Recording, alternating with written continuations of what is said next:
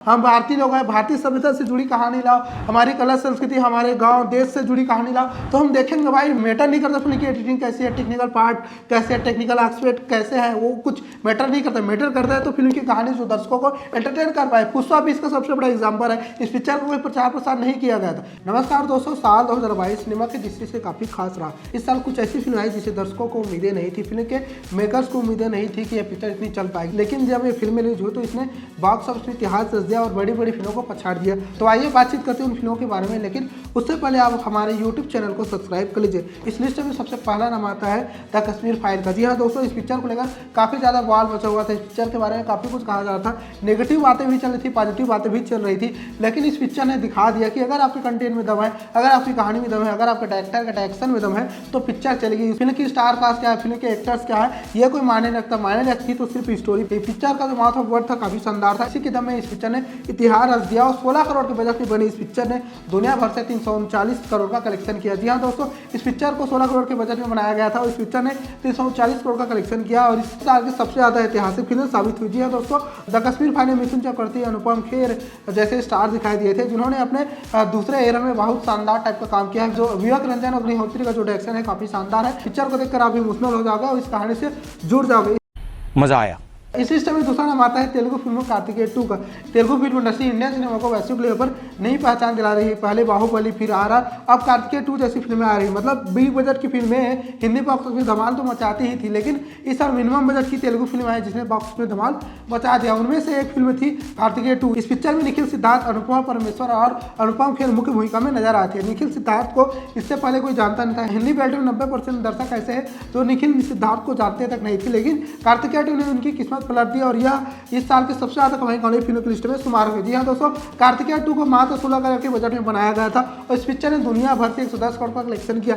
Hindi belt में इस picture ने 38 करोड़ का कलेक्शन किया। क्या बात है सर, क्या बात है सर, क्या बात, ये बात है। फिल्म की कहानी भगवान श्री कृष्ण के इर्द गिर्द बुनी गई थी, जिसे दर्शकों ने काफी ज्यादा पसंद किया। यदि आप हिंदू धर्म संस्कृति, भारतीय संस्कृति, हमारे कला संस्कृति परंपरा को लेकर फिल्म बनाएंगे तो दर्शक पसंद करेंगे। भाई हमें नहीं चाहिए इंग्लिश गाने, हमें नहीं चाहिए रैप सॉन्ग, हमें चाहिए कार्तिकेय 2 जैसी फिल्में। इस पिक्चर को हिंदी बेल्ट में 60 स्क्रीन में रिलीज किया गया था। मतलब समझ रहे हो, इस पिक्चर को मात्र 60 स्क्रीन दिया गया था, लेकिन दर्शकों को यह पिक्चर इतनी पसंद आई कि थिएटर मालिक मजबूर होगा इस पिक्चर के स्क्रीन काउंट बढ़ाने के लिए।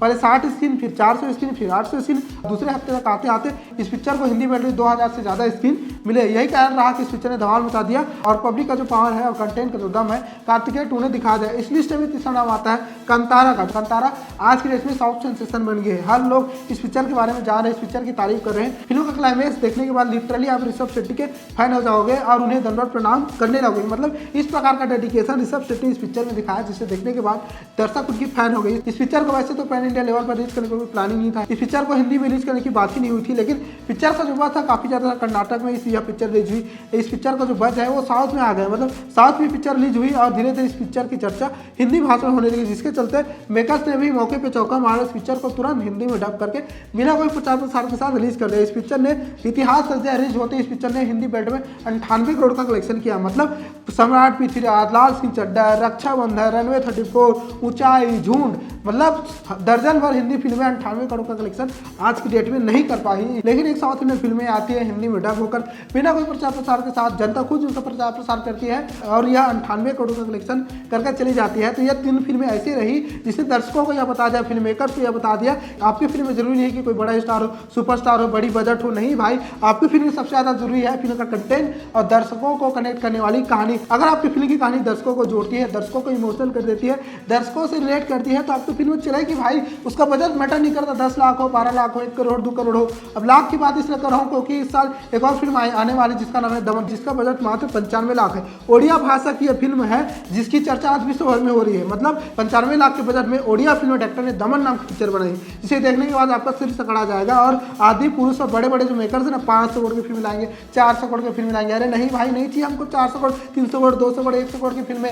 हमें चाहिए सिर्फ कहानी, कंटेंट जो हमसे जुड़ पाए। हम भारतीय लोग हैं, भारतीय सभ्यता से जुड़ी कहानी लाओ, हमारी कला संस्कृति, हमारे गाँव देश से जुड़ी कहानी लाओ, तो हम देखेंगे भाई मैटर नहीं करता फिल्म की एडिटिंग कैसी है, टेक्निकल पार्ट कैसे है, टेक्निकल एस्पेक्ट कैसे है, वो कुछ मैटर नहीं करता। मैटर करता है तो फिल्म की कहानी जो दर्शकों को एंटरटेन कर पाए। पुष्पा भी इसका सबसे बड़ा एग्जाम्पल है। इस पिक्चर को कोई प्रचार प्रसार नहीं किया गया था, यह पिक्चर चली 100 करोड़ का कलेक्शन करके गई, वो भी कोविड के टाइम में। और हिंदी फिल्म है जो कोविड के टाइम में चली नहीं, तो यह पिक्चर भी दर्शकों को रिलेट करती है, क्योंकि भारत की आधी आबादी मध्यम वर्गीय है। आप मध्यम वर्गीय लोगों की कहानी दिखाओगे, उनका संघर्ष दिखाओगे, उनकी बातें, उनकी मुलाकातें, हर चीज़ दिखाओगे तो दर्शक क्यों नहीं देखेंगे भाई।